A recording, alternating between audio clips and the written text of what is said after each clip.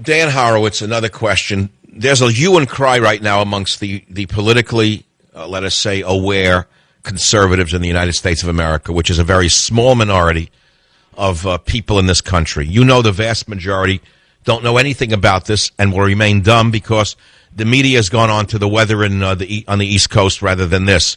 Do you think this is going to get bigger or smaller? Well, you see, for me, I can only judge myself, and I am more liberal than you by far.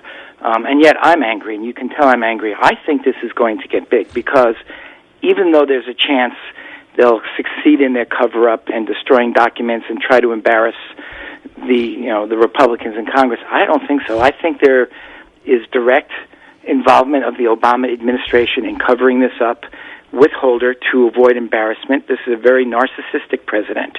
He cares more about his image than what's good for the United States. And I think he was part of the cover-up. I think it's a type of Watergate. My concern, Michael, is that with Watergate, we were able to, or just wanted to destroy Nixon when we found out his role. Here, Obama could be just as guilty on something much more serious because a brave man, as you pointed out, was murdered because of this operation. And yet I think it'll just fall off his back like water off a duck. Why? Because of this of the spineless media? I mean, is that the reason they're just going to brush it aside? I think that's part of it, and I'm afraid that the public is not angry enough and not and cowed and afraid. I mean, your audience is very powerful and very strong, but how many people do you have? Listen, 10 million people.